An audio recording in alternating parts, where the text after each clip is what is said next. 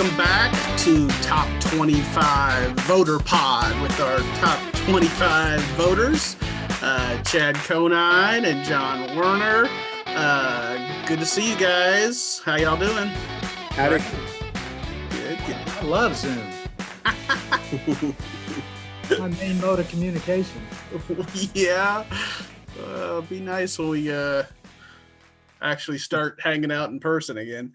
John's using this morning on Zoom, or this afternoon on Zoom, John's using the beard filter. It makes him look like he hadn't shaved in a week. Well played. 5 days. Well played. Well, speaking of the scruffy one, Johnny, you voted Baylor #1 in your poll this week for the first time all season, correct? Or No, I voted them probably the first 3 weeks or so. And then Gonzaga was really starting to win some impressive games. So I voted for them for at least, I'd say 4 straight times or something like that. And then I went back to Baylor. Yeah. And the reason is they've been beating really good teams. They've got 4 wins now over top 25 teams, same as Gonzaga. Gonzaga has some wins over some higher ranked teams, Virginia and Iowa. But I just think overall Baylor's schedule is better because, you know, they're in Big 12 play now, and Gonzaga's in West Coast Conference play, and BYU is the only team receiving votes, top 25 votes in that conference other than Gonzaga. And, you know, there's 6 Big 12 teams in the top 25 now. right. Yeah. But when you're talking about #1, Gonzaga got 61 votes to 3. You were one of the 3 out there that went with the Bears. So, you know, for either of you guys, what's it going to take, I guess, for Baylor to ascend to that top spot? Well, I think Gonzaga is going to have to lose a game, and when you think about it, I mean, and I was just going to say this about Baylor, and I actually do think this to a certain extent because, I mean, with the guard play they've got and the way they've been beating people, I think Baylor has a chance to be the first team since the 1976 Indiana Hoosiers, 75, 76 Indiana Hoosiers, to go through undefeated and win the whole thing. But then at the same time, even as I say that, you know, Gonzaga is undefeated too, right? So you could say the same thing about them. And really, I mean, you know, I don't know if the 76 Indiana Hoosiers do the Miami Dolphins thing where they crack open a bottle of champagne when the last undefeated team loses, but it might be a while for those guys if that's what they do, because I mean, Gonzaga's 15-0. I don't know if they played already this week. Baylor's 14-0, and you know that those are real possibilities. And Baylor, I mean, you know, I keep looking for somebody to come up and beat Baylor. I want somebody to beat Baylor. But Oklahoma State, of course, they didn't have Cade Cunningham the other day, and they couldn't get it done. In fact, it wasn't even close. Baylor went on that big run in the second half, and you know, Baylor's got to go to Kansas, but that doesn't seem like a huge hurdle right now. Texas Tech comes here. I think that Baylor's got West Virginia twice still, and then of course Texas twice, and that maybe is the biggest challenge, but not if they get, you know, if they can face Texas undermanned like they were, you know, Tuesday night. But you know. Who knows what's going to happen with the COVID situation. And ultimately it may be COVID that ends up, you know, protecting the 76 Hoosiers, because Gonzaga or Baylor may have to deal with it at some point. But I think that's a real developing storyline in college basketball right now. Didn't the running Rebs of Tarkanian fame, you know, Larry Johnson, Stacey Augmon, didn't they have a chance to go undefeated? Were they trying to do that when they lost to Duke? I think that might have been the case. Yeah. I'd have to look that up, but yeah, Well, I think they had a shot at it. I will say this: when Bobby Knight was coaching Tech, whenever somebody, a team, mostly outside of the Big 12, was undefeated deep in the season, some visiting writer would get on the Big 12 coaches call and ask Bobby Knight about him being the last coach to coach an unbeaten team, and he would never answer them. what it really makes you wonder if those writers, if they knew, I mean, I'm sure they knew what they were getting into, but like kind of want to go, do you know who you're asking here? You know, it's like, is he very likely to answer this question? All right. Well, this is going to be off script for a second, but you guys kind of led me down this path. What were your thoughts on the little kerfuffle between Coach K and that student reporter? Did y'all watch that? No, I read about it. I read about it. Yeah. Okay, y'all need to watch the little video because I initially saw, Jason King and Cedric Golden and several of our media colleagues out there tweeting about it, and they were, kind of up in arms and just really chastising Coach K. And after watching it, I've got to say, meh. I mean, it wasn't really, to me, it was a little overblown and honestly, probably a good introduction into the world of media for that student reporter, because you're going to have coaches sometimes who are a little gruff with you. And that's really all it was that Coach K was mildly gruff.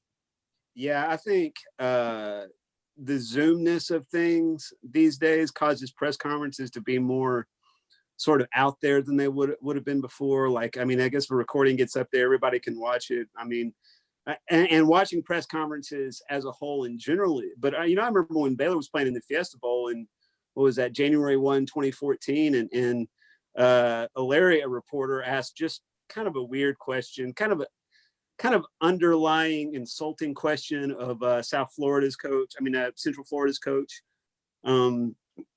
which you guys help me out with the name. Is it Price? Right? I can't remember what his name was, but anyway, it really ruffled him, and he reacted way worse to, he was bristled way more at that question. It just didn't make it out there in the, it didn't go viral, so to speak, but Coach K, he's an old crotchety guy, and he's expressing his opinions a little bit more off the cuff than he might have in earlier in his career. So, well, that's kind of what I make of that. Plus, they're not very good this year. Yeah, they're not in the top 25. And he's probably ruffled anyway. So, right. Yeah. By the way, back on that the undefeated point, you're right, Bryce. UNLV was undefeated. I just looked it up. When Duke beat him in the Final Four. I guess that was in the semifinal game that year. Also, the other thing I was going to bring up about 75-76 Indiana, they were the number 1 ranked team in the country from start to finish. Wow. And so Gonzaga is in that seat right now, but Baylor has just as well, maybe not just as good a chance because they got a tougher conference schedule, but they're both, kind of got the pedal to the metal headed towards that, end goal, I think. Yeah, I'm going to say, Baylor's got 7 games left, top 25 games left against Big 12 opponents right now. That's going to be very hard to navigate to win all those. So I'm going to say it's probably not going to happen. But yeah, obviously they're awfully good though. And I feel like I'll say this too, if it does happen, either Gonzaga or Baylor, even taking into account that Gonzaga may have an easier road to an undefeated season because of the conference they're in, I would say it still might be a more impressive feat than the 76 Hoosiers, just because of something Chad mentioned earlier, which is COVID. Mm-hmm. I mean, if you can get through a COVID season undefeated, man, that's impressive. Yeah. Of course, they were supposed to play each other, so that takes a little. I mean, is it impressive or is it an asterisk? I think that's what something a lot of people are going to say, and maybe it's premature to be talking about. I feel kind of like the guy talking about pitchers throwing a no-hitter when it's only the 3rd inning, but yeah, that's a good point. We do have a lot of basketball left to be played. So I think y'all sufficiently answered that question with a detour that I let us. It's a good detour, though. It's a good detour. So, Chad, talking about the Lady Bears and running the table, obviously they already have one loss, but could they in conference? In conference. could they run the table in the Big 12 the rest of the way, particularly if they go up to Ames on Sunday and beat Iowa State in that rematch? Well, a lot like the Baylor men, I think the Baylor women have a lot of their toughest games still ahead of them. Obviously, Sunday in Ames, the fact that they lost last year there is a big one. From the standpoint of winning the conference championship, I don't know that it's even a must win because, Iowa State's sitting there with 2 losses already in conference and in order, but there are times when I watch Baylor and I go, absolutely. I mean, I think they're going to run the table. The other teams, like Oklahoma State, is one of the other tougher teams in the conference, and they handled them in Stillwater last week. And, they've got to play Texas twice. And Texas has been way hit or miss this year. They've lost some games that they probably definitely shouldn't have lost. And then they've beaten some good people. And Charlie Collier I think I saw that she was projected the number 1 pick in the WNBA draft. And so you've got, those 2 games against Texas are going to loom large. And so I think it's because Baylor hasn't played Texas yet, it's really difficult to say that if they can run the table, if they win, Sunday night, if they can run the table beyond that. They play West Virginia, which West Virginia's in the top 25 this week. But they went to West Virginia on that little road trip they had in December and handled them pretty well up there. I was actually covering high school football that night. Bryce, you covered that game from watching it on ESPN Plus, I guess. But there are times when you watch Baylor and you look at, okay, so here you've got Nalyssa Smith as a preseason, player of the year. You've got and then another player, Queen Egbo, that is unlike any other player that any other team has in the Big 12, just in terms of athleticism that she brings to the table and where she fits as kind of a second post player. And then, and I wrote about it today, and I think it was one of my greatest headline moments ever to use the phrase "full moon fever," which is, of course, the Tom Petty album title. But Moon, 5 straight games in the last 5 games, she's averaging 17 points. Now, coming into this year for her career, I think she averaged between 4 and 6 points or something like that. And if she averaged 10 points earlier in the season, it had almost doubled her previous best season. And now in the last 5 games, she's averaging 17, and it's really impressive to watch because Moon will get the ball on the wing and do like a jump pass to get the ball into Nalyssa or Queen. But like a couple of times last night, and this is going to happen more and more, she gets the ball on the wing and that post player is being covered up by a defender. And so they just go up and set a screen from Moon, and she, beats everybody to the foul line, jumps, floats in the air and hits a jump shot like it's a layup, and when you got a player doing, honestly, if Moon keeps it up, she's going to challenge Nalyssa Smith for the Big 12 Player of the Year. Do you feel like if they lost Moon, would they be free falling?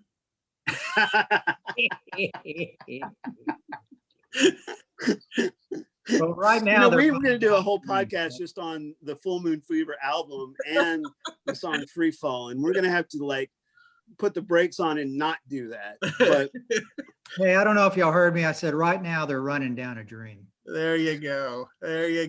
I told John last night after the game that I'm going to write a whole column where I just use lyrics off of Full Moon Fever to describe Moon Ursin season.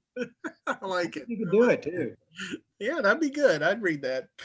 All right. Well, let's switch gears here a little bit and talk about some of the hot schools out there nationally. And, apparently Alabama is not just a football school. It's not just about Nick Saban anymore. Johnny, the Crimson Tide are playing pretty dadgum well. Give us some insight into the Tide on the basketball. Yeah, maybe because they're so good in football, nobody was even talking about Alabama basketball at the start of the year. But yeah, they've gone 14-3, 9-0 in the SEC. They've got a 3-game lead over everybody else in the SEC. So that's pretty impressive. And I was looking at their stats today. They're a good 3-point shooting team. They play really good defense. looks like they've got a pretty decent bench. So it looks like a really good team. And I think part of it, I mean, Kentucky's down. Mm-hmm. That helps. They've beaten Kentucky twice. That's amazing. It's first time it's happened since '89. Yeah. So, part of that might be Kentucky being a little down, but yeah, they look really good. Chad, who are some of, one or two of the women's teams out there that are kind of making a rise? Well, UCLA beat Stanford the other night and kind of switched places with them in the poll. And of course, Stanford was number one just not too long ago. We talked about the Indiana Hoosiers men team. The Indiana women kind of are staying in there, kind of moving up and getting some good wins. Ohio State. And it's real interesting to look at because the Big 12 has Baylor up there in the top 10. And then Texas and Iowa State have kind of been trying to tread water to stay in the top 25.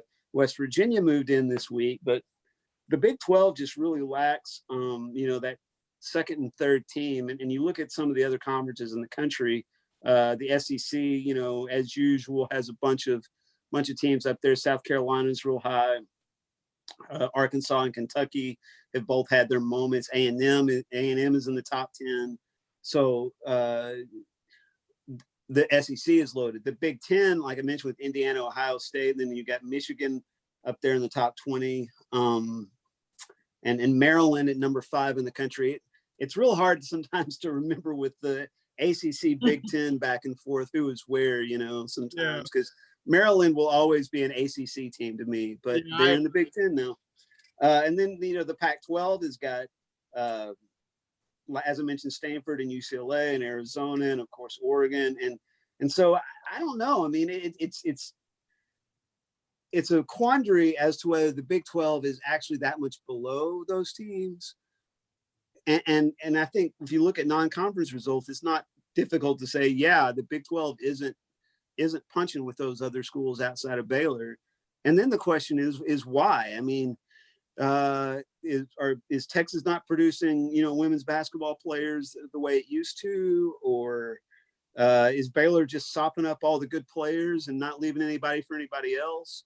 Or, it's weird because it's been a little while. In fact, since I've been on the Lady Bears beat, the Big 12 the Big 12 has been weak outside of Baylor. I feel like some of it is an indictment on the coaches in the conference because, there was a time early 2000s and stuff when the Big 12 really was a very strong women's basketball conference. Mm-hmm, now the league looked a little different then. It had Nebraska and A&M in it, but you think about like a Jody Conrad and a Marcia Sharp and a Gary Blair, those coaches, built consistent programs. And Texas seems like it's been just kind of all over the map. They thought they had something with Karen Aston and it never really took off like they wanted it to. We'll see if Vic Schaefer, is able to get it done there. Obviously his first year and a weird year at that, but Texas, I feel like is more competitive under Vic Schaefer this year than they were before. Now I mentioned they've been a little bit inconsistent. I think if A&M were in the picture in the Big 12, it would look different for sure. Here's one thing, and I don't want to run down this person. If I want to talk smack about anybody in the big world of Big 12, it's Bob Huggins, because I can't stand that guy and everybody seems to love him. But, you can't help but take Sherri Coale to task a little bit because, her team is not good defensively. They're a bad defensive team, for one thing. They're last in the conference. Baylor could do anything they wanted to on Saturday night against them. But then they got out-rebounded 40-14. Now, any coach worth his salt is going to, just lose sleep for days if you can't play defense and you can't rebound, Mm-hmm. Yeah, you have to wonder if Sherri Coale has lost her fastball a little bit. Because there was a time she was getting, the Paris twins and Stacey Dales and, players like that. And I mean, I don't feel like OU's getting that same caliber of player anymore. They were making Final Fours, and stuff. Right. And, right. and that era of Sooner basketball has really vanished. Well, and it's become the norm for teams to play really, really tough defense. And maybe that's, something that is kind of I don't know that it's a shift. I think playing defense has always been important in basketball, but it's become like the focus for a lot of programs, including the Lady Bears, is playing defense. And maybe Oklahoma, maybe Sherri Coale's more of an offensive end coach, and just has lost a step in terms of preaching that side of the ball. So speaking of the SEC, which both of y'all did at some point in there in those rambling discourses, so the SEC Big 12 Challenge will be Saturday. So I'm going to kind of run these games down one by one real quick, and you guys give me, your little popcorn analysis of who wins this game. So we'll start with the Bears and Auburn. Yeah, Baylor there. Auburn is a pretty average team. They've got a really good point guard. They've got a couple other good players. It'll be interesting. Davion Mitchell started there. He played there as a freshman, transferred to Baylor.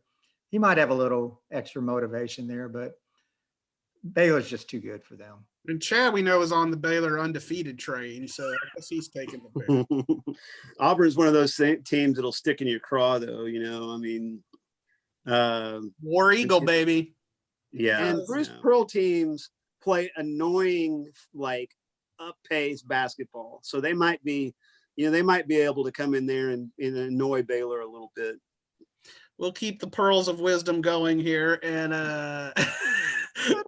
how about the number? This is a top 25 game here. How about the number 24 Oklahoma Sooners, just coming off a win over Texas last night? Did y'all see that over the backboard shot? Oh yeah, Austin Reeves. Yeah, that was pretty sweet. That was Larry Bird-esque. Yeah.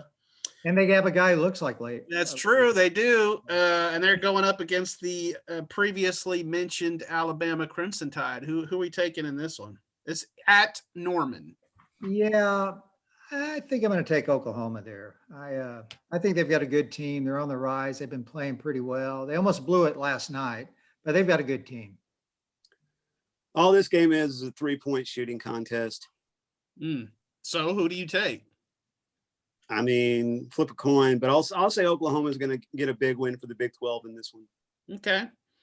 And then, John, you mentioned that Kentucky is down for sure. They are down. They got the Longhorns this week. Who do you guys like in that one? I did just see a graphic. Kentucky's 5-10. They're en route to their worst season since like 1923. Just throw that in there. Some of that's going to depend, if everybody's back for Texas. They were down to 8 scholarship players, and Shaka Smart was out last night because of COVID. I probably most of those guys would be back, I would guess. I just think Kentucky really stinks this year. And I'm going to take Texas. Yeah, the ESPN matchup predictor has Texas a 64.8% chance of winning. And I think that probably includes their situation being what it is. But yeah, John's right. It's all a matter of, it's even more so than whether or not Shaka's on the bench, is if they have some guys back that they didn't have last night. I mean, the fact that they only lost by 1 point with the guys they had out last night tells you how good Texas is. Another blue blood that is not having quite as good a season as it normally does is Kansas. But the Jayhawks are still ranked. They're 15th now, and they will travel to Knoxville to play an old Big 12 coach, Rick Barnes, right? Yeah, right. So, that's number 18 versus number 15. How do you see that one coming out? The funny thing about that game, both those teams were, in the top 6 or 7 just 2 or 3 weeks ago. They've both been falling some. I'm going to take Tennessee there on the road. I think it's going to be hard for Kansas to win. if Kansas's name was LSU or gosh, what is somebody, if they were Utah State, they would not be in the top 25. But the fact their name is Kansas. Yeah, I think that's fair. I think that's accurate statement. And without saying much more about it, I'm going to go with Tennessee.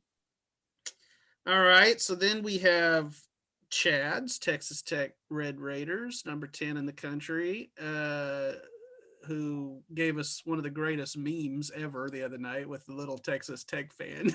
I tell you what, I'm glad it was that kid and not me, because I wouldn't have a job anymore if it were me. So they have right after that game. Who do y'all like in the Tech LSU game? I think I'll take Tech. They usually bounce back pretty quickly from losses. They're really good defensively. LSU always seems to not quite. I think they pretty much underachieve all the time. They're a little better this year. I'm going to take Tech. Yeah, I think Tech is really playing good basketball, despite the fact, they've now lost 2 in a row against Baylor and West Virginia. But, I thought they controlled a lot of the game against Baylor and then kind of let it slip away at the end. And then I thought, they dominated the second half for 15 minutes against West Virginia the other night. But then West Virginia made 9 of its last 9 field goals and then went to the free throw line about 75 times in the last 5 minutes. So, it's hard to win a game like that. But LSU has been good this year. And I think at times they've been right on the brink of the top 25. But I think they're not as consistent as some of their, SEC counterparts. They got whipped by Alabama the other day. So I'm hoping the Red Raiders can win this one. Just as I said that Charles Barkley is not walking through that door for Auburn, I don't think Shaquille O'Neal is walking through that door for LSU, or Stanley Roberts or Chris Jackson. Right. The glory years for LSU are in the past. So finally, I'm not sure why we saved this particular game for the end, but we got just fell to last. Yeah, Florida going to Huggy Bear and the 11th ranked Mountaineers. Chad, since Huggins is your favorite guy, why don't we start with you on this one? Yeah, there's no way Florida wins this game. I mean, West Virginia is pretty good. They've got some good players, but I was telling John, I think Bob Huggins is just buddies with everybody in the basketball world, up to and including the officials, because like West Virginia games in Morgantown, they're more like a referee meet and greet than they are a basketball game, because he's just chatting with them the whole damn time. Did I tell you that I had you down to do an assignment for a Bob Huggins feature? Well, let's just like pause for a second. And last year when we were in Kansas City and they called off the Big 12 tournament, and in the afternoon they called off the NCAA tournament, Bob Huggins is down there in the bar at the hotel, and me and John's rewriting his story for like the 4th or 5th time that day. So me and Rod Adelot were just like hanging out in the bar, and Bob Huggins is down there. And there are times like Monday night, and Monday night certainly wasn't the first time, when I just want to tell Bob Huggins what I think of him, working the officials the entire game, because he yells at them if West Virginia's had a foul called on him. He yells at them if there's not a foul call. If they call a foul on West Virginia's opponent, he's still over there talking to him. I mean, it doesn't matter. And it's not sportsmanlike. It's not like the way it ought to be. You ought to coach your team, let the referees call the game, and the best team wins. And it's genius not to let it go that way. And Scott Drew does his share of working the officials, but it'll drive you crazy if you're on the other side of it, especially when, I mean, how does West Virginia, it's mainly shooting jump shots, and Texas Tech is trying to get to the basket. How do they shoot 27 free throws and Tech shoots 12? Yeah, he's on his soapbox now, but well, I will say this. When you play in Morgantown, West Virginia is allowed to play tackle football. The opponent is allowed to play touch football. Well, but I got off track and didn't make my point. And my point was that in that bar setting, when everything was falling down around us, I didn't get up in Bob Huggins' face and yell at him about being an SOB during games, right? You maintained your level of professionalism. Right. And I took that as like this peaceable moment where, you know, my better instincts took over. But then like Monday night, I'm lying there in bed thinking, why didn't I tell that guy what I thought of him when I had the chance? All right, John, who are you taking? I'm going to mention this too. We got about 2.5 minutes left on the clock here. Yeah, I've got West Virginia there. You know, they're good at tackle football in Morgantown. Man, I love the editorializing today. Good stuff, guys. Good stuff. So next week we will come back and we will look at how y'all did in your predictions. And oh, great! That always works out well. All right, guys. We'll see y'all at the games. All right, later. Later.